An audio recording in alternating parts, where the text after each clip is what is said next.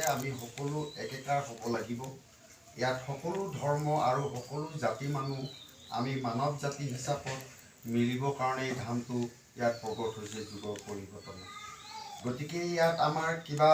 যিকোনো হিন্দু মুছলিম খ্ৰীষ্টান গুৰু নানক বুদ্ধ জৈন বুলি কোনো ধৰ্মক আমি ঘৃণা কৰিব নালাগে। সকলো ধৰ্মক যেন আমি আকৌ জোনাই আঁকোৱালি ল'বৰ কাৰণে এই ধামটো সৃষ্টি হৈছে। গতিকে ইয়াত আমাৰ যিখন এতিয়া আপোনালোকৰ প্ৰচেষ্টাত যি এখন কমিটি নতুনকৈ এপ্ৰিল 4 তাৰিখতে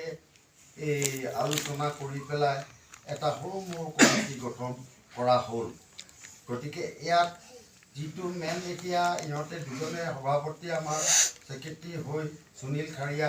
আৰু মেথুন ইহঁতৰ লগ সং সকলোৱে হৈ পেলাই চবতৰ নামবোৰ নাজানো, সকলোৱে হৈ পিনি এইখিনি ষষ্ঠ ধামলৈ গৈ অলপ আলোচনা কিছুমান এইটো হৈছে যে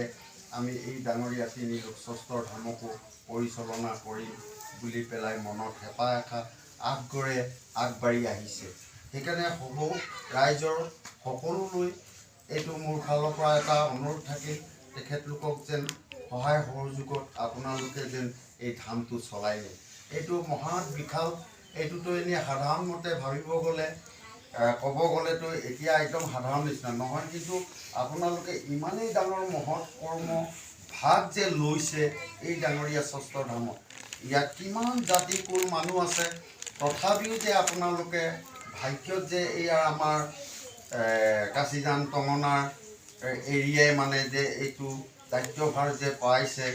চলাবৰ কাৰণে, তাৰ কাৰণে মই নথৈ সুখী। গতিকে এইকাৰণে তেখেতলোকৰ আপোনালোকৰ সহায় সহযোগত সকলো গাঁও জ্ঞাতিৰ পৰা সকলো জাতি ধৰ্মৰ পৰা আপোনালোকে এইবোৰ বাছি খুচি লৈ এই আমাৰ অসমবাসী তিনি ষষ্ঠ ধামক জয়যুক্ত কৰাই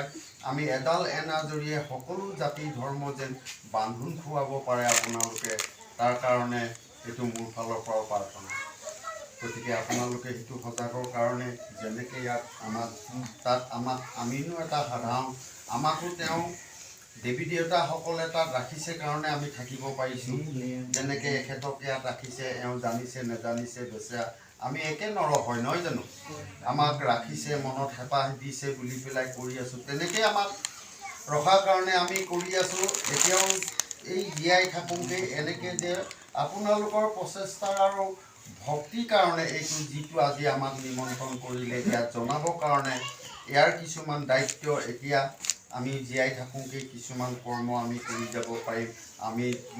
নিজৰ তলৰ শ্ৰেণীৰ কাৰণে আমি আগবঢ়াবৰ কাৰণে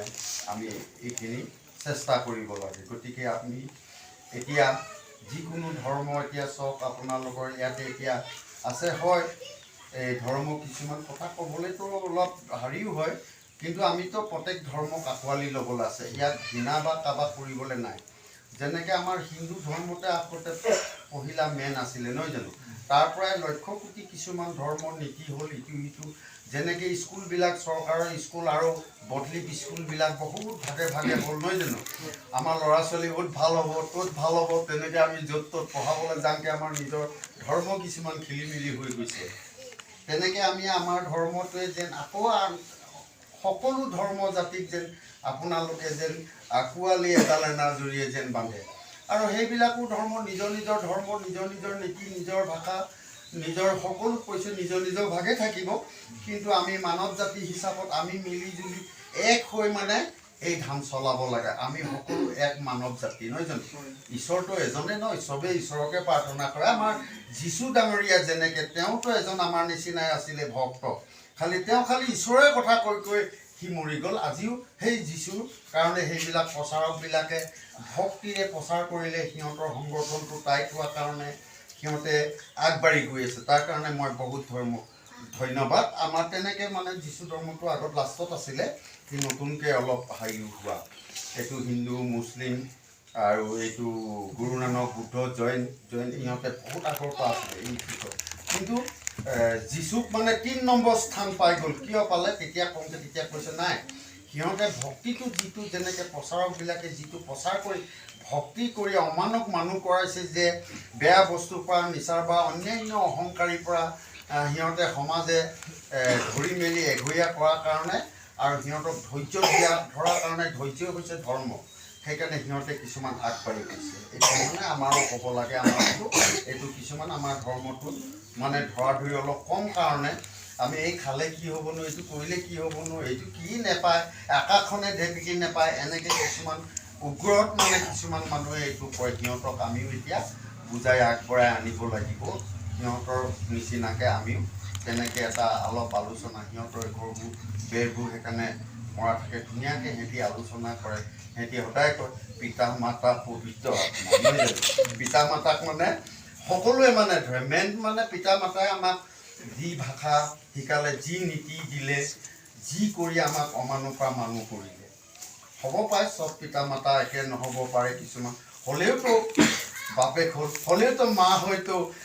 গাখীৰ পানী খুৱাইতো ডাঙৰ দীঘল কৰিলে নহয় জানো অঁ গতিকে পিতা মাতাটো আমাৰ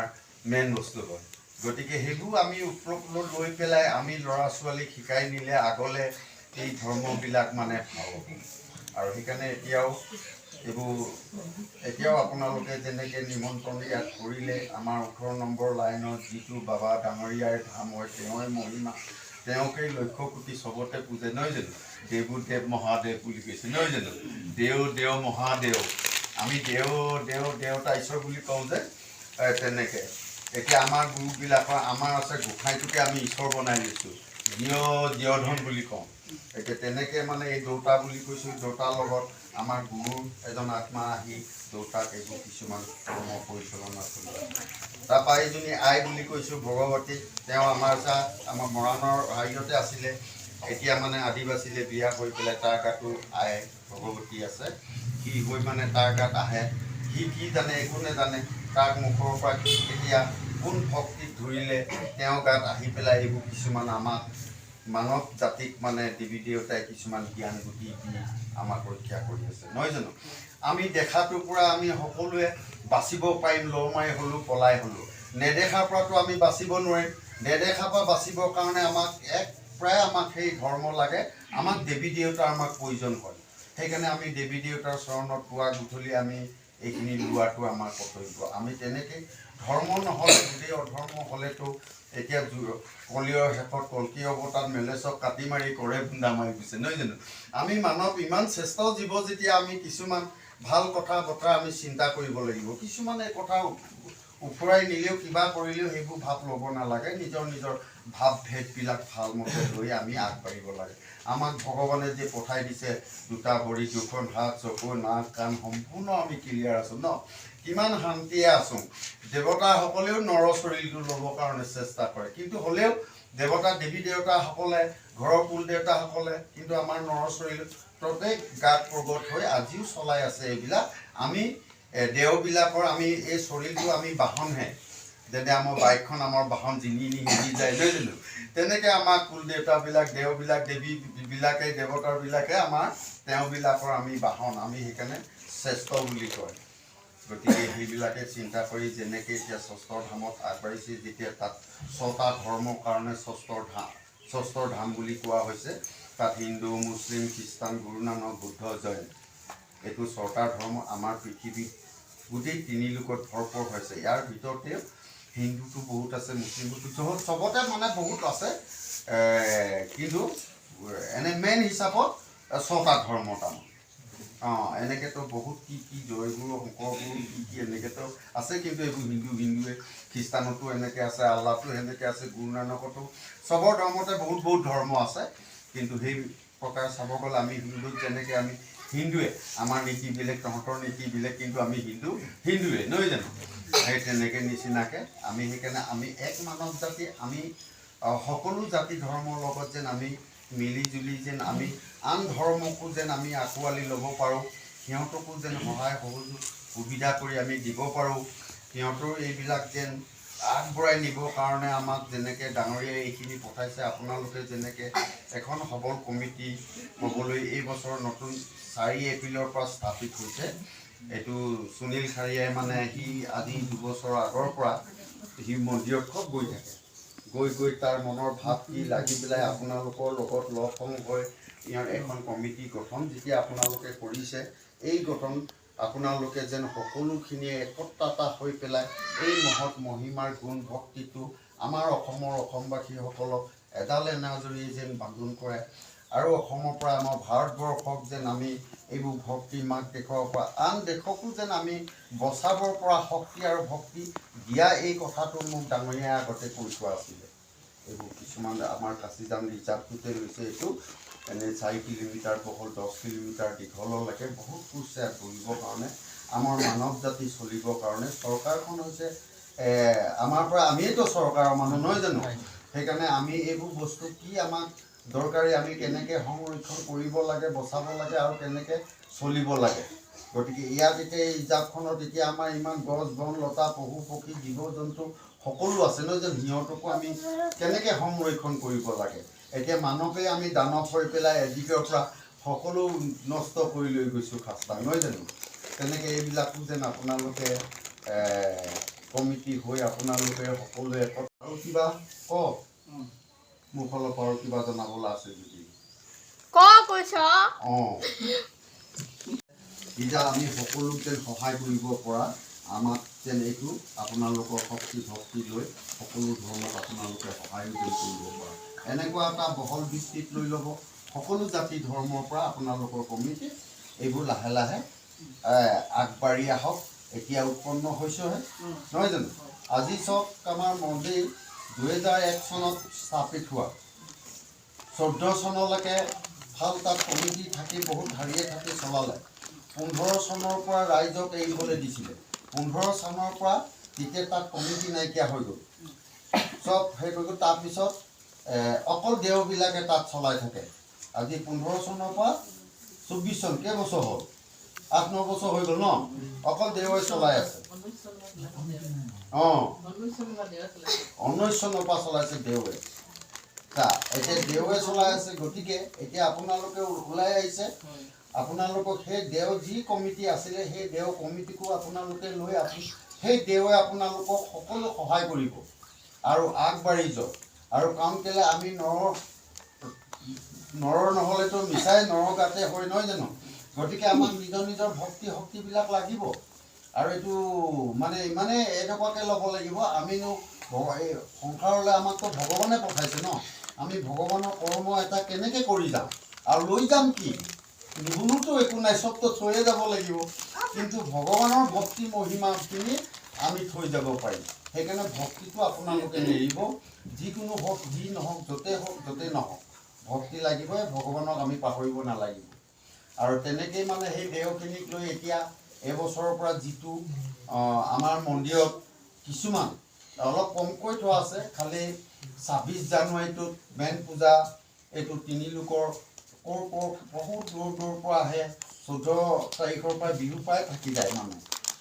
গতিকে আলহী অতিথিও বহুত থাকে বহুত নেদেখাসকল আহে দেখাৰ লগতে বহুত নেদেখাবিলাকো আহে সেইবোৰ কিছুমান মায়ে পায় এইবোৰ সপোনত কাক তেতিয়া আমি কিছুমান শিবিৰ বনাই দিবলগীয়া হয় আত্মাবিলাকতো দেখি নাপাওঁ সেইবোৰ দেখিবলৈ দিয়ে সেইবোৰ আহি থাকেহি কাৰণ কেলে পৰম পিতা মাতা সকলো যত যিমান দেৱী দেৱতা ঋষি মুনি গুৰুসকলে তেওঁকে প্ৰণাম কৰি থাকে তেওঁৱে সকলো সৰ্বৰ সৰ্বশ্ৰেষ্ঠ সেইকাৰণে সকলো খেলৰ ফালৰ পৰা সকলো দেওবিলাক ফলৰ দেৱী দেৱতাবিলাক আহে গতিকে সিহঁতক আমি এতিয়া কমিটি হ'লে সহায় সহযোগ আমি কি কৰিব লাগে নহয় জানো আমি দেওক আমাৰ সেই কমিটিক আমি সহায় কৰিব পাৰোঁ আপোনালোকৰ এতিয়া যি নতুন কমিটি গঠন হৈছে আপোনালোকে বহল কৰি যেন আমি সকলো থলৰ দেৱী দেৱতাক যেন সহায় কৰিব পাৰে আপোনালোকে যেন সহায় কৰক ময়ো মন্দিৰ ফালৰ পৰা এটা অনুৰোধ কৰা হৈছে আপোনালোকৰ কমিটিখন আগবাঢ়ি আহক আৰু 26 জানুৱাৰীৰ পিছত শিৱৰাত্ৰিটো তাত মই নেপাতোঁ বুলি ভাবোঁ কিন্তু মই নেপাতিলে কি হ'ব ৰাইজে সকলোৱে ক'ৰ পৰা কোনে কেনেকৈ আহে পাতিয়ে দিয়ে আৰু হৈ যায় মেলা চেলা লাগি যায় তাত এতিয়া আপোনালোকে আহিছে যেতিয়া অলপ সহায় সহযোগ কৰি দিলে মানুহে মানে সুবিধা পাব আৰু মানুহে এইটো দিব আৰু মানুহৰ গাতে চবে আহি বাবাক সেইখিনি কৰ্ম কৰে তাৰপৰা আৰু 15 আগষ্টৰ দিনা এতিয়া মা মনসা পূজাটো মানে কিছুমান মানুহে কিছুমান জেগাত মানে আমাৰ মানুহখিনিয়ে মই বিশেষকৈ কওঁ কিছুমানে বেয়া পায় বহুত মানে কিছুমান সেইকাৰণে মা মনসা পূজা ৰাতি কৰে কিবা কৰে ভয়ত কৰে কিছুমানে এৰিয়ে দিছে কৰিবলৈ কিন্তু যেতিয়া মা মনসা ভক্ত হৈ মন্দিৰত আহিলে আজি এতিয়া সেই মা মনসা এইজনী মন্দিমা ঐ খা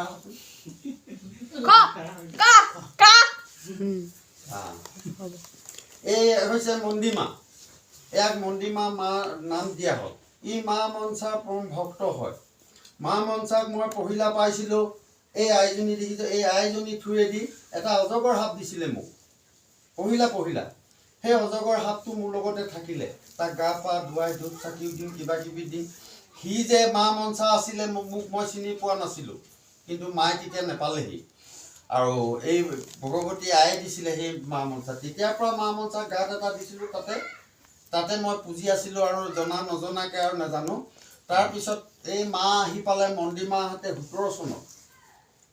চনত যেতিয়া আহি পালে 18 চনৰ পৰা ইহঁতক দায়িত্ব দিলোঁ ইয়াক কিছুমান পৰীক্ষা লোৱা হৈছিলে এই পৰীক্ষাটো হওক নহওক এই মন্দিমা এতিয়া আমাৰ আদিবাসীতে পৰিছে মানকিমুৰা গতিকে এতিয়া সেই মন্দিমা এতিয়া আমাৰ 3 লোক ষষ্ঠৰ ধামটো সকলো যত যিমান মাক যেনেকৈ কৈ গ'লোঁ এতিয়া গোটেইখিনি মায়ে মানে মা মনসাৰ ভক্ত হৈ মা মনসাৰ কৃপা দয়াত সেই 3 লোক ষষ্ঠৰ ধামটো যিমান যত জল থল দেৱী দেৱতাৰ ঋষিমণি গুৰুসকলক পালন কৰি আছে আৰু থল দেৱী দেৱতাৰ নাম গুণ ভক্তিৰে তুতি প্ৰাৰ্থনা কৰি আছে ঘৰৰ কুল দেৱতা ঘৰৰ দেৱতাসকলক মহান নাৰী নৰ ভক্তসকলক চৰণ আজিও ধৰি আছে এই মন্দিমাই গতিকে এইটো মহিমাচক নৰ ৰূপতে আহি পেলাই মা মনসা কৰ্ম পালন কৰি আছে ইয়াতো মা মনসাৰ ভক্ত আছে কোনোবা হয় নহয় কিন্তু ইয়াক জানিবলৈ কিছুমানে নিদিয়ে বা অলপ উপায় নাপায় কাৰণ কেলে দৈত্য অসুৰৰ পৰা এতিয়া মা বৈষ্ণৱী যেনেকৈ আমাৰ বন দুৰ্গা আছে এতিয়া মা তাতো এতিয়া তাৰ লগত যুঁজিবৰ কাৰণে এই ভৈৰৱক এতিয়া হাৰি কাটি দিছিলে মাথা নহয় জানো ভৈৰৱ আছে ভৈৰৱক ল'বলগীয়া তেনেকৈ মাক মানে কিছুমান শত্ৰু আগবাঢ়িব নিদিছিলে এতিয়াতো মাৰ কাৰণে ভৈৰৱ ময়ে হৈ আছোঁ ধৰি লওক আৰু নহয় জানো গতিকে সেইখিনি ডাঙৰীয়া কৃপাত